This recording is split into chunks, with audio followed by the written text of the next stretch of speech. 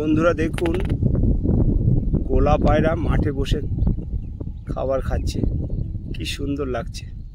আর এদিকে ক্ষেতি বাগান, মানে ভেন্ডি চাষ।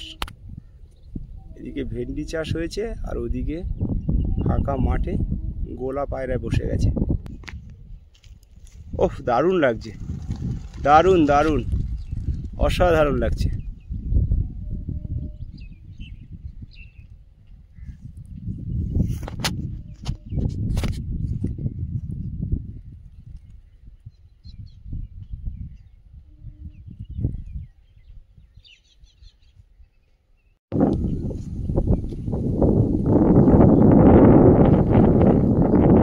পায়রাগুলো সব উড়ে চলে যাচ্ছে।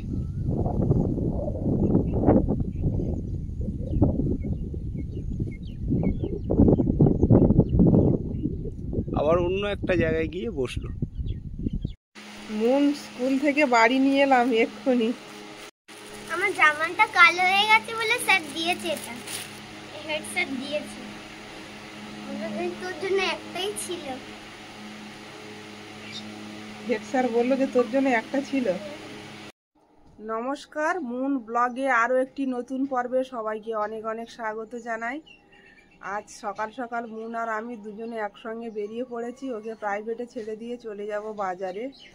আর আজকে হেঁটে হেঁটে যেতে হবে, সাইকেলটা খারাপ হয়ে গেছে। আর প্রচণ্ড রৌদ্র, ছাতাটাও বের করে নিয়েছি। কাকিমাই ছাতাটা দিয়ে গিয়েছিলেন, তো ব্যবহার করা হয় না। তো রোদ এত, কালকে খুব কষ্ট পেয়েছিলাম বাজারে, তো আজকে আর ভুলিনি, ছাতাটা নিয়ে নিলাম। যাবো এখন দুজনে। তো পুরো পর্বটা সাথে থাকুন, আশা রাখছি ভালো লাগবে। আর যারা নতুন দেখছেন তারা চ্যানেলটাকে সাবস্ক্রাইব করে একটু পাশে। মুনের শরীরটা খারাপ, ওর চোখ মুখগুলো শুকিয়ে গেছে, ওর গায়ে জ্বর। তো কালকে মানে এত গরম, স্কুল থেকে এসেই আবার স্নান করেছে, করলে ঠান্ডা লেগে গেছে। মুনি চাবিটা মেরে দিচ্ছে। মনে একটু তাড়াতাড়ি করো, 7টা বেজে গেছে। ওর বাবা ওদিকে ফোন করেছিল, বলছে আমি বেরিয়ে গেছি, তুমি পাল্লা নিয়ে চলে এসো।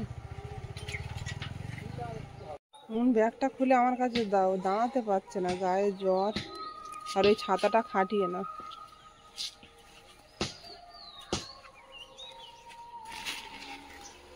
ছাতাটা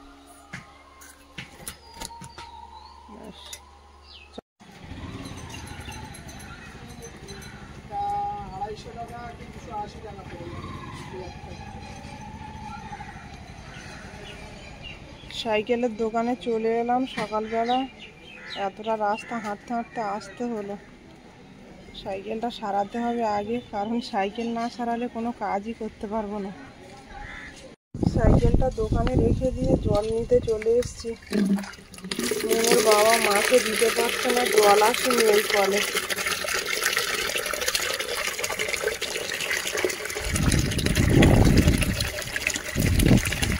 এই কাজগুলো করার জন্য সকালবেলা আমাকে আসতে হয় বাজারে দৌড়ে। এই জলে হবে না বলছো? না, আরেক বালতি নিয়ে আসো। আজকেও শুধু তেলাপিয়া? হ্যাঁ, শুধু তেলাপিয়া, 2 পদে তেলাপিয়া। বাজারে লোকও তো নেই, ফাঁকা। আরে বৃহস্পতিবার বারে আবার যেতে হবে, সেই অনেক দূরে জল নিয়ে আসতে। দাও দেখি কি বাজার করেছো, নিয়ে বাড়ির দিকে যাই। তেলাপিয়াটা 12 টাকা, এটা 10 টাকা।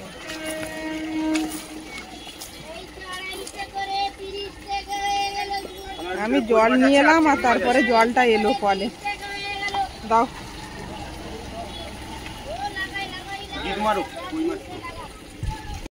বাজারের কাজ মিটিয়ে মুনের নিয়ে যাব, বসে আছি, পড়ছে ও, ছুটি হলেই নিয়ে যাব সঙ্গে করে। মুনের ছুটি হয়ে গেল, মুনকে নিয়ে বেরিয়ে পড়বো। চলো মুন, স্কুলে যেতে পারবে?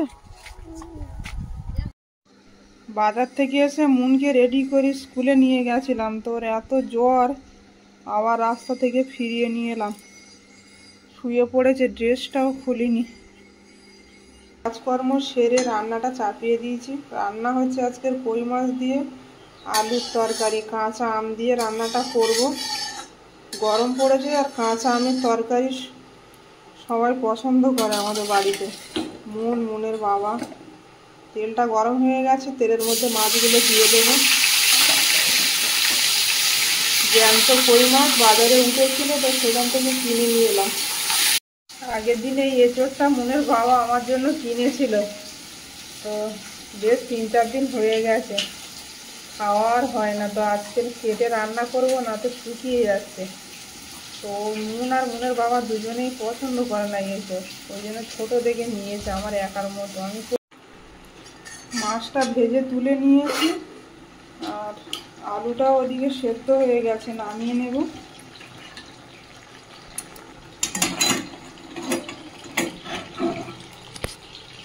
এঁচোড় আর আলু আবারও সেদ্ধ চাপিয়ে দিলাম। এঁচোড়ের মধ্যে দিয়ে দেবো লবণ,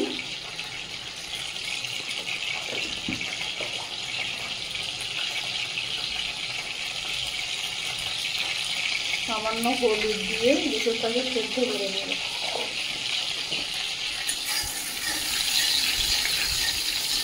এদিকে তেলটা গরম হয়ে গেছে, তেলের মধ্যে দিয়ে দেবো শুকনো লঙ্কা, দিয়ে দেবো 5 ফোড়ন। এখানে একটা আম কুচিয়ে রেখেছি,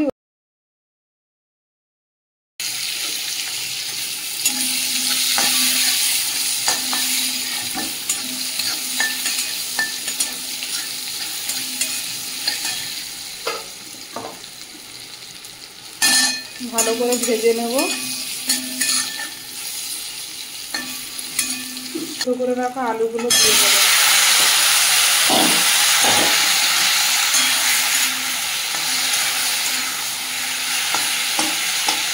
আলুগুলো এভাবে ভেঙে দেবো।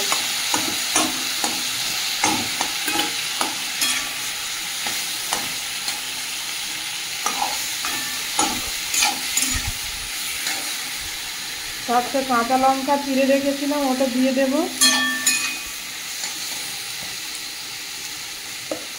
দিয়ে দেবো পরিমাণ মতো লবণ,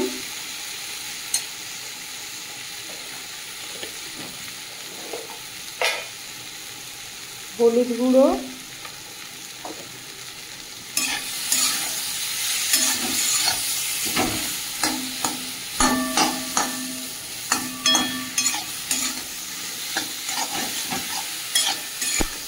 রান্নাটা পাতলা হবে, কাঁচা আমের তরকারি, ঝোল হবে একটু, গরমের সময় তো।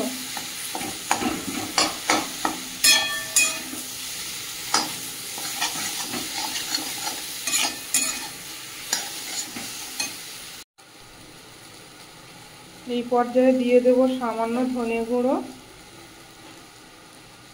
আর সামান্য পরিমাণে জিরা গুঁড়ো, দিয়ে ভালো করে আবারও কষিয়ে নেব।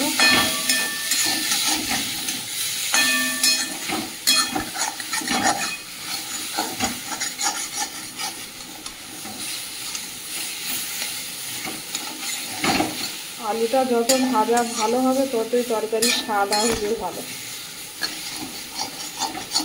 ভালো করে ভেজে নিতে হবে।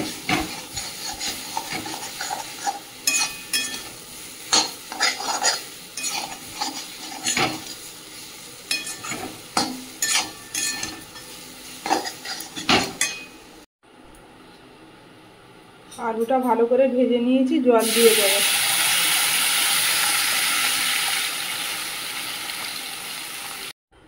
ঢেকে দেব তরকারিটা।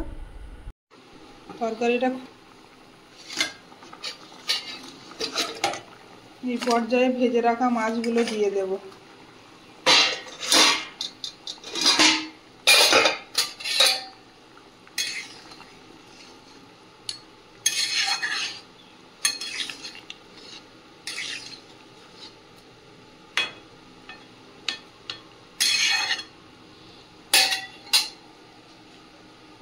ঢেকে দিয়ে বেশ কিছুক্ষণ ফুটিয়ে নেব। এঁচোড়টাও এদিকে ফুটে গেছে।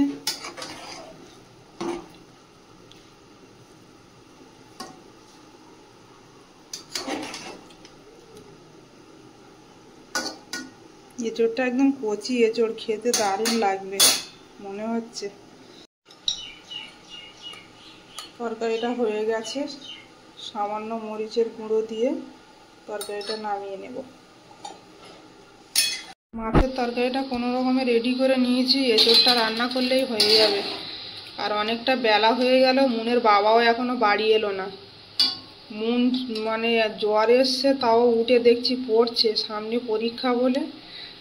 আর তার মধ্যে খিদে খিদে করছে, তো রান্না তো এখনো হয়নি। রান্নাটা হলেই ওকে খাইয়ে দেব আগে। মুন এদিকে শুয়েছিল, ড্রেস চেঞ্জ করে কি করছে মুন? জল খাচ্ছ শুধু? গায়ে জ্বর? থাক, এখন আর পড়তে হবে না, একটু রেস্ট নিয়ে নাও। আর রান্না হয়ে গেলে ভাত দেবে, খেয়ে নেবে তো? ধুলোতে শোয়াই যাবে না, প্রচুর ধুলো।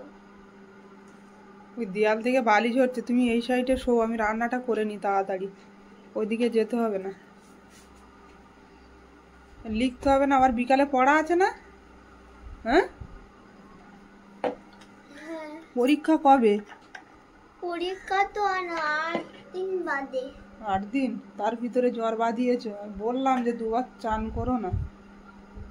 শুধু জল খাচ্ছে, কিছু দিলে খেতেও চাচ্ছে না, সমস্যা হয়ে গেল। ডাক্তারের ওষুধ নিয়ে এলেও মন খেতে চায় না ওষুধ, খুব সমস্যা। ওষুধ গুঁড়ো করে দিতে হয়, গিলতে পারে না। এঁচোড়ের তরকারিটা চাপিয়ে দিয়েছি, কড়াই দিয়ে দিয়েছি তেল। সেদ্ধ করা এঁচোড় আর আলুটা ভেজে নেব।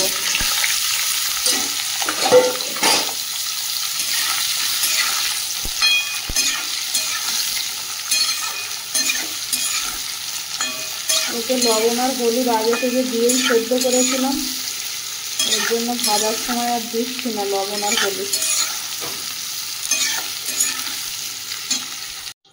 এঁচোড় আর আলুটা ভেজে তুলে নিয়েছি, ওই তেলের মধ্যে দিয়ে দেবো চিংড়ি মাছগুলো।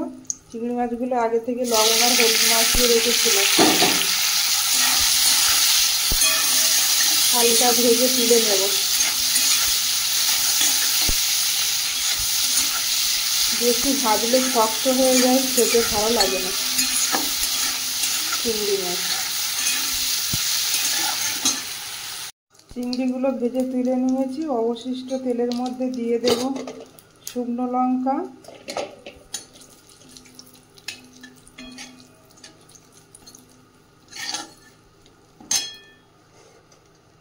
এখানে নিয়েছি 4টে, দিয়ে দেবো 1/2 চামচ গোটা জিরে,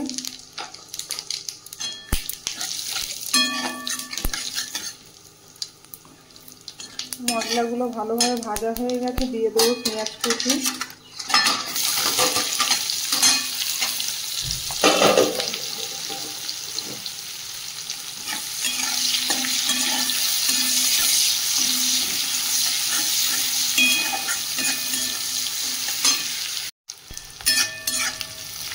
পেঁয়াজটা ভাজা ভাজা হয়ে গেছে, দিয়ে দেবো আদা রসুন বাটা,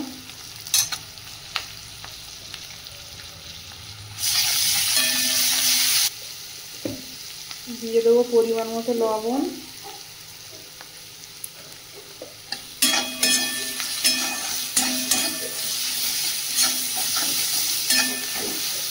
আদা রসুনটা ভালোভাবে ভেজে নিয়েছি, দিয়ে দেবো টমেটো পেস্ট,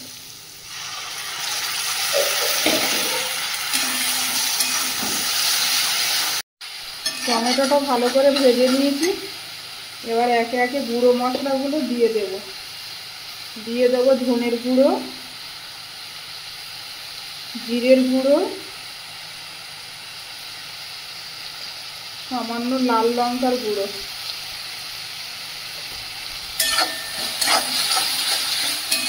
দিয়ে ভালো করে কষিয়ে নেব। রঙের জন্য কাশ্মীরি লঙ্কার গুঁড়ো দিতে হয়, কিন্তু সে আর হাতের ধারে আনা নেই, তাই লাল লঙ্কার গুঁড়োই দিলাম। একটা বেজে গেল, এখনো মুনের বাবা বাড়ি এলো না।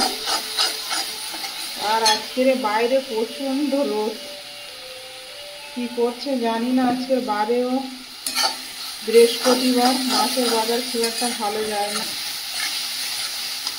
মশলা থেকে সুন্দর তেল ছেড়ে দিয়েছে, ভেজে রাখা আলু আর এঁচোড়টা দিয়ে দেব।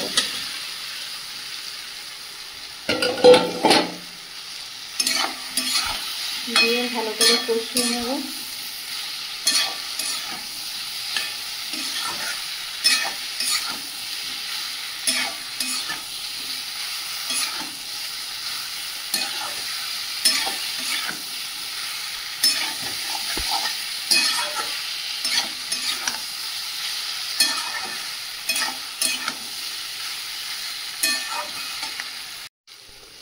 সবজিটা ভালোভাবে কষানো হয়ে গেছে, এই পর্যায়ে দিয়ে দেবো জল। জলটা অল্প করেই দেব, কারণ মুসুরার আলুটা সেদ্ধ আছে আগে থেকে।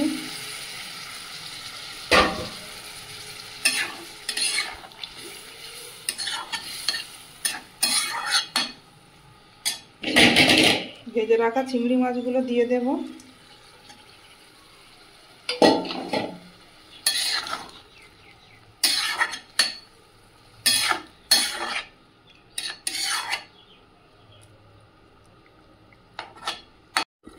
তরকারিটা খুলে দেখে নেব। নুন ওদিকে শরীরটা খুব খারাপ, কাশতে কাশতে মানে বমিও করে ফেলেছি।